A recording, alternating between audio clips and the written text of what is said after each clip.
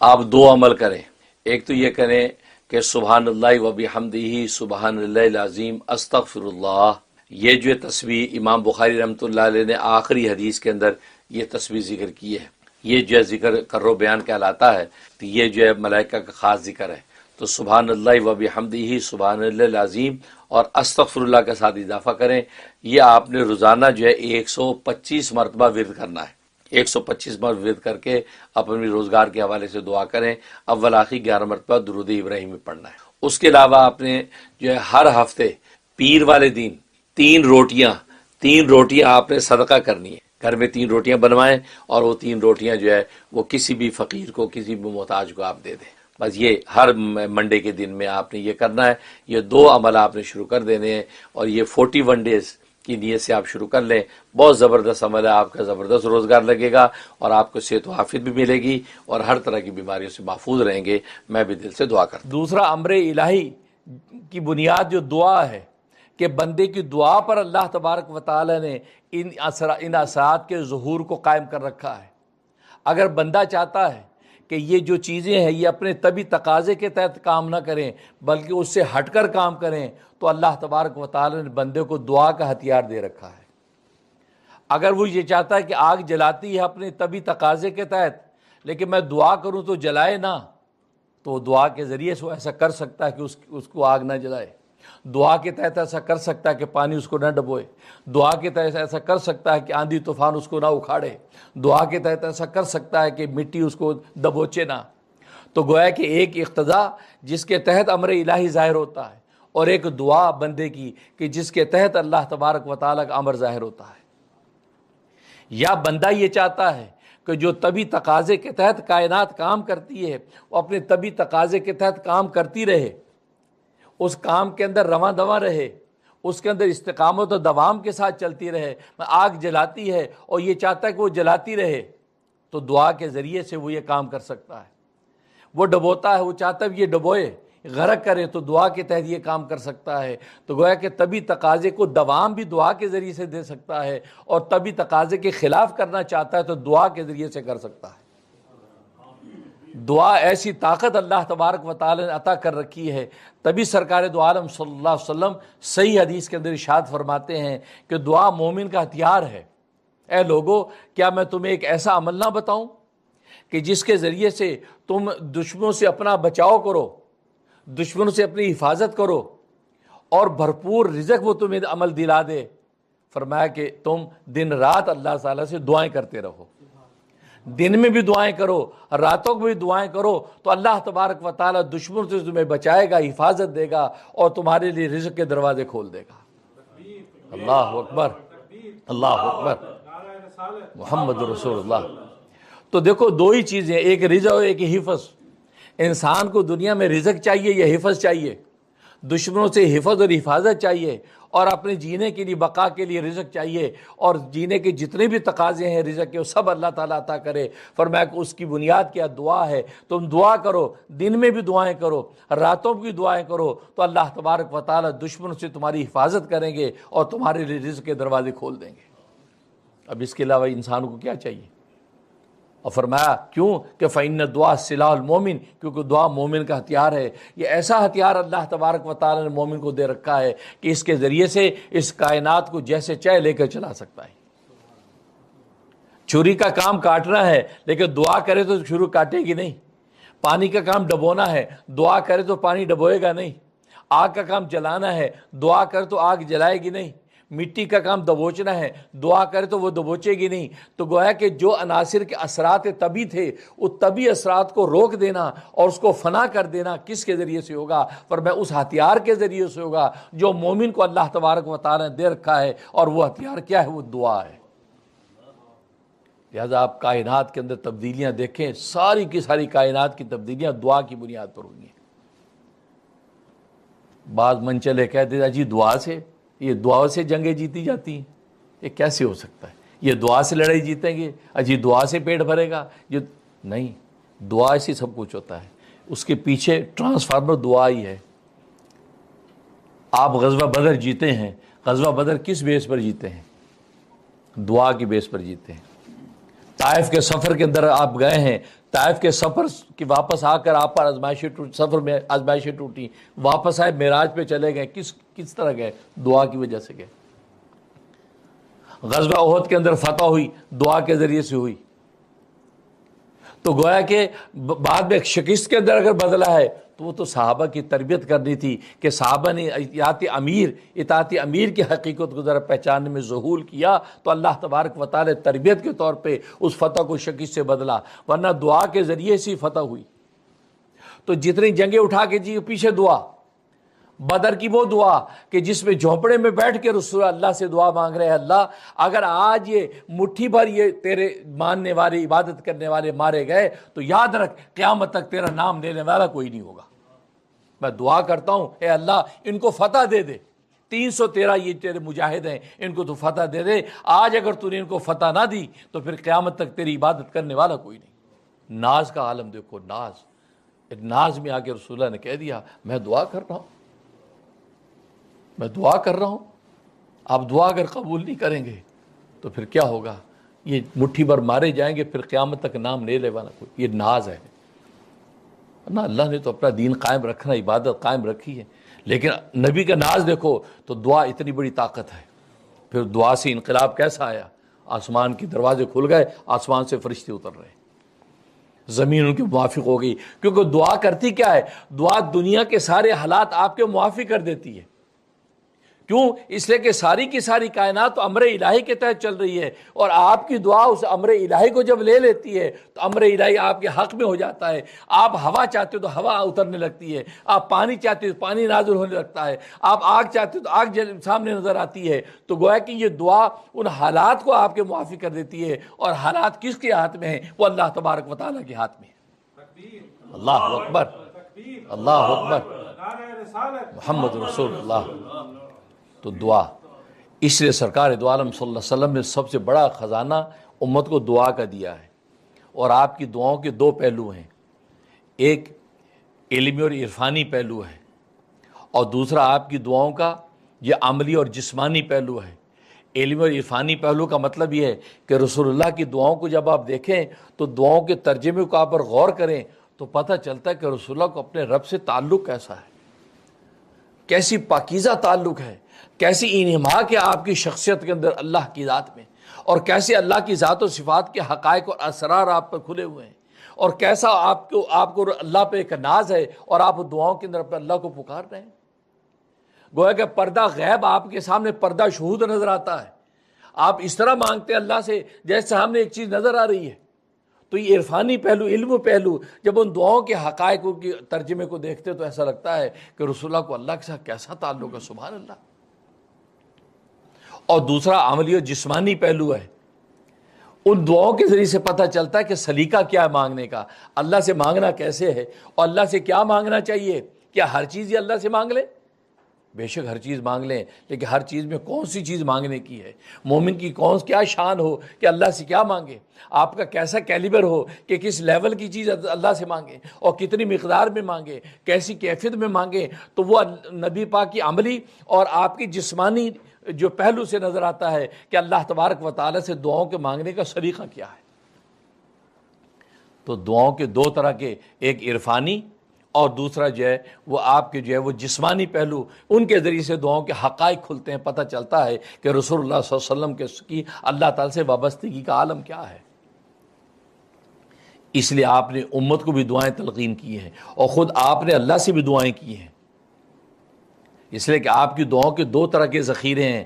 ایک وہ دعائیں جو آپ نے اللہ سے مانگی ہیں، اللہ سے مناجاتیں کی ہیں، اللہ کی جو ہے شان اور مرتبت کو بیان کیا ہے، اللہ کی کبریاء ذات کا اقرار کیا ہے، اعتراف کیا ہے۔ تو گویا کہ ایک یہ آپ کا پہلو کہ آپ نے جو اللہ سے دعائیں مانگی، اور دوسری وہ دعائیں کہ جو اللہ تبارک و تعالیٰ سے مانگنے کا سلیقہ امت کو سکھلایا اور امت کو تلقین کیا کہ تم اپنے اللہ سے یہ مانگا کرو، اللہ سے یہ مانگو۔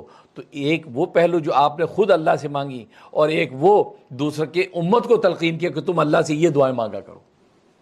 اب امت کو جو دعائیں تلقین کی ہیں وہ دو طرح کی ہیں، ایک وہ جو بیداری کی ہیں، تیقظ کی ہیں، بیداری میں آپ نے امت کو دعائیں سکھلائیں اور دعائیں کر کر کے بتلایا کہ یہ مانگنا ہے، اور بعض وہ دعائیں جو منام اور نیند کی ہیں، نیند میں اللہ تبارک و تعالیٰ کہ یہ پیارے نبی کسی اللہ کے ولی کے خواب میں آ کر دعا بتلاتے کہ یہ دعا مانگو۔ تو دو طرح کے ذخیرے ہیں، ایک تیقظ کی حالت کی دعائیں جو آپ نے جو ہے وہ بیان فرمائیں اور پھر روایت ہوتے ہوئے آج کتب حدیث کے اندر ہم نے نظر آتی ہیں، اور دوسری منامی نیند کی حالت میں کسی کو خواب میں رسول اللہ صلی اللہ علیہ وسلم آ گئے اور فرمایا کہ اللہ سے یہ دعا مانگو، تو وہ تلقین کی امت کو۔ انہی دعاؤں میں سے ایک دعا ہے جس کو دعائے حزب البحر کہتے ہیں، دعائے حزب البحر کہتے ہیں کہ یہ دعائے حزب البحر یہ خواب میں رسول اللہ صلی اللہ علیہ وسلم نے آ کے اللہ کے ایک ولی کو تلقین کی۔ ظاہر کہ رسول اللہ کی نظر امت پر ہے، امت کے فرد پر بھی ہے، امت کے مجموعے پر بھی ہے، امت کے ظاہر پر بھی ہے، امت کے باطن پر بھی ہے، امت کے دن پر بھی ہے، امت کی رات پر بھی ہے، امت کی خلوت پر بھی ہے، امت کی جلوت پر بھی ہے، ہر طرف نبی کی نظر ہے۔ اور جانتے ہیں آپ کہ دعائے حزب البحر کا شان ورود کیا تھا؟ شیخ ابوالحسن شاذلی رحمۃ اللہ علیہ مصر کے بہت بڑے محدث، مفسر، بڑے ولی کامل ہیں، اپنے وقت کے بڑے شیخ المشائخ ہیں، قاہرہ میں ہیں۔ ان کو غیب سے یہ الہام ہوا، غیب کے پردے سے ان کو یہ اطلاع ہوئی کہ اس سال آپ حج کریں گے، حج کی تیاری کریں۔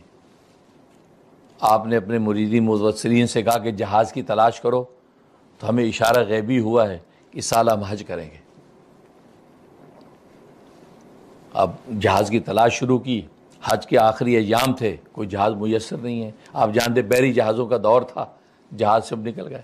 ایک نصرانی عیسائی بوڑھا، اس کا ایک جہاز تھا، وہی بچا، اسی کو لے لیا، چلو اسی سے کو کرایہ دو، جہاز پر سوار ہو گئے کہ اشارہ غیبی ہوا ہے، لوگ بھی سوار ہو گئے۔ اب جیسے سوار ہوئے، جہاز ابھی چلنا ہی چاہتا تھا کہ مخالف ہوا چلی۔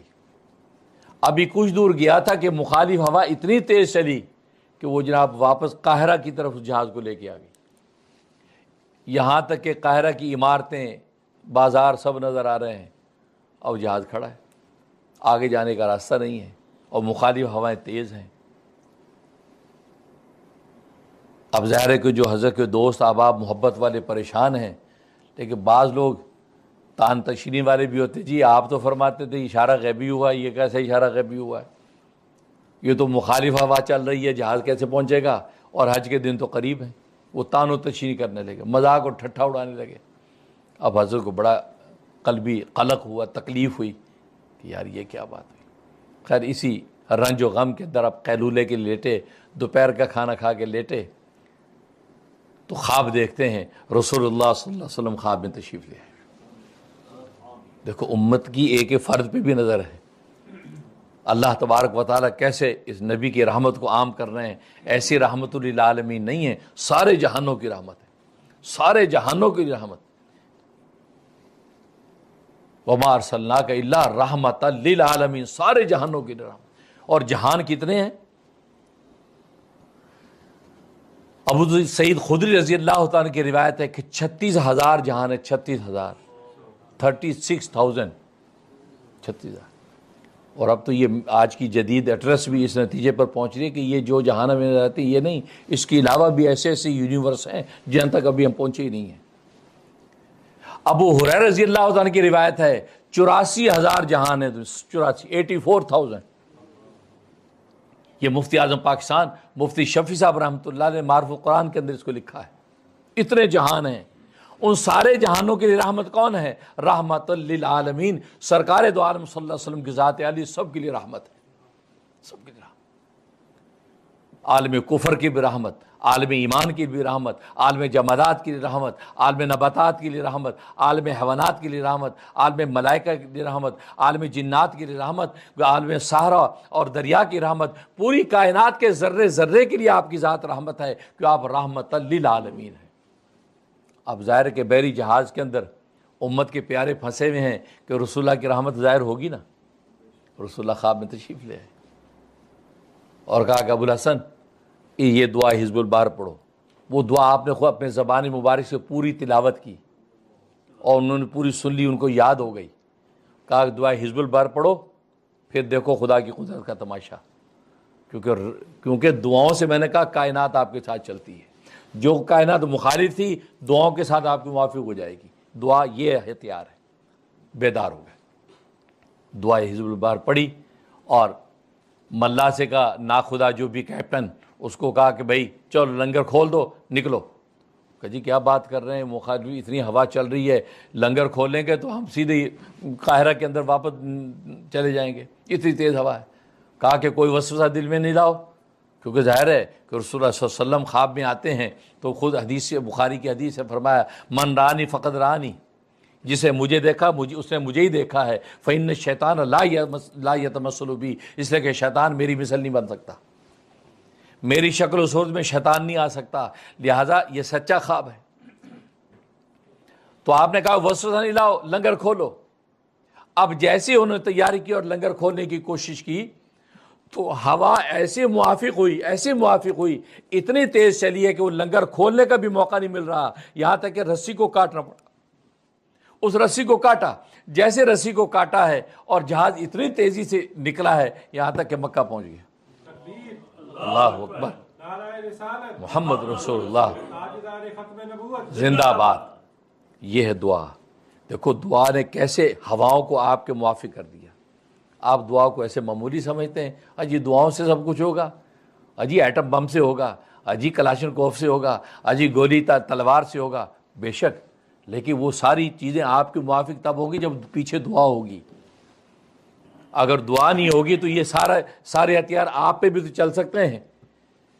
کتنے لوگ ہیں گولی چلاتے اپنے کو لگ جاتی ہے، تلوار اپنی پیر کاٹ بیٹھتی ہے، آپ ہی کے خلاف وہ چیز چل جاتی ہے۔ کتنی غذائیں ہیں جو کھاتے ہیں دوسرے کھاتے ہیں، صحت پاتے آپ کھاتے ہیں، آپ کے لیے زہر بن جاتی ہے، وہی آپ کی ہلاکت کا ذریعہ بن جاتی ہے۔ معلوم یہ ہوا کہ ساری چیزیں یہ موافق ہوتی دعاؤں کی وجہ سے۔ پیچھے جب دعاؤں کا ہتھیار ہوتا ہے تو اللہ تبارک تعالیٰ جمادات، نباتات، حیوانات، ملائکہ، جنات کو آپ کے موافق کر دیتے ہیں۔ تو دیکھو دعائے حزب البحر پڑھی تو جناب دریاؤں کا رخ بدل گیا اور ہوائیں آپ کی موافق ہو گئیں، یہاں تک کہ آپ اللہ کے گھر میں پہنچے۔ یہ ہے وہ دعائے حزب البحر۔ اب ظاہر ہے کہ اس دعا کی ایسی برکت ظاہر ہوئی تو امت کے لیے جب انہوں نے عام کیا اس دعا کو، اس دعا کے انوارات ثمرات آج تک امت لوٹ رہی ہے، آج تک۔ اور اس دعا کے کلمات کو دیکھیں، ساری کائنات اس دعا کے اندر بند کر دی ہے، کائنات کو ہلنے نہیں دیا، ذرے ذرے کو ایسا سمیٹ دیا کہ کوئی مائی کا لال ادھر سے ادھر نہیں ہو سکتا۔ زیادہ تفصیل میں نہیں جاتا، دو چار نقطے بتاتا ہوں۔ اس کی ابتدا 4 ناموں سے ہو رہی ہے، اور 4 ایسے ناموں سے ہو رہی ہے گویا کہ آگ پانی ہوا مٹی کو پکڑ لیا، آگ پانی ہوا مٹی کو سمیٹ لیا۔ چنانچہ آپ پڑھتے یا علیو، یا عظیمو، یا حلیمو، یا علیمو، اللہ کی یہ 4 نام جس کے بارے میں بعض اولیاء کاملین فرماتے ہیں اسم اعظم یہی ہے، انہی میں ایک نام اسم اعظم ہے، یا 4 نام اسم اعظم ہے۔ ظاہر ہوگا بھائی، کیونکہ تبھی تو اسی دعا سے ابتدا رسول اللہ کر رہے ہیں، اور پھر اسم اعظم تو وہی ہوتا ہے کہ جو مخالف کو موافق کر دیتا ہے، فنا سے بقا کی شان دلا دیتا ہے۔ اسم اعظم کی طاقت ہی یہی ہے۔ تو دیکھو یہ 4 نام سے ابتدا کی ہے، اور میں نے بتایا 4 عناصر ہے دنیا کے اندر، آگ پانی ہوا مٹی۔ آگ کے اندر کیا ہے؟ علو ہے، بلندی ہے۔ آگ جب جلاتے بلندی کی طرف جاتی ہے، اس کے اندر علو ہے۔ تو پہلا یا علیو کے اندر جو علو ہے، اس علو نے آگ کے علو کو فنا کر دیا۔ آگ نے اپنا علو دکھایا تو یا علیو پڑھتی آپ نے اس کے علو کو فنا کر دیا کہ تیرا علو کیا علو ہے، تیری بلندی کیا بلندی ہے جو میرے یا علی کی پابندی ہے۔ یا علیو، یہ اللہ کا، علی اللہ کا بھی نام ہے نا، علی مرتضیٰ کا بھی نام ہے، لیکن یا علیو سے مراد یہ حضرت علی نہیں ہے، اللہ ہے۔ تو یا علیو، علو بلندی۔ تو دیکھو علی کا جو اسم اعظم تھا، اس اسم اعظم کی علوت کے ذریعے سے اللہ نے آگ کی علوت کو توڑ دیا۔ اس کے بعد یا عظیمو، مٹی میں عظمت ہے، پہاڑوں کے بڑے بڑے ذخیرے، پہاڑوں کے کوئی ہمالیہ کے سلسلے، کوئی کاف کے سلسلے، عظمت، مٹی ہے، زمین پھیلی ہوئی عظمت کا مظاہرہ کرتی ہے۔ آپ کی زمین ہے کہ جی میرے 10 مربع زمین ہے، زمین کی وسعت کو دیکھو، ایک عظمت کا احساس ہوتا ہے نا۔ تو یا عظیموں نے آ کے اس زمین کی اور مٹی کی عظمت کو فنا کر دیا۔ کہ جو عظیم کو عظمت حاصل ہے، اے مٹی اے زمین تجھے کیا حاصل ہوگی؟ اس کی عظمت ٹوٹی۔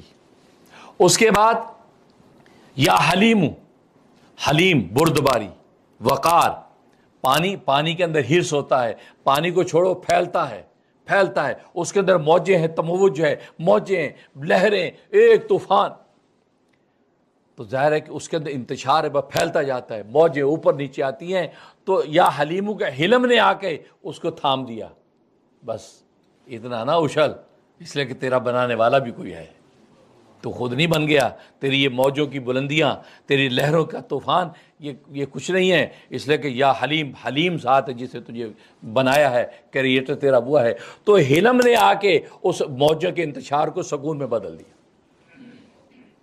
لہذا نہ آپ کو آگ نقصان پہنچا سکتی ہے، نہ آپ کو یہ مٹی نقصان پہنچا سکتی ہے، نہ آپ کو یہ پانی نقصان پہنچا سکتا ہے۔ اس کے بعد چوتھا یا علیم، عین کے ساتھ یا علیم، علمیت والا، علم والا۔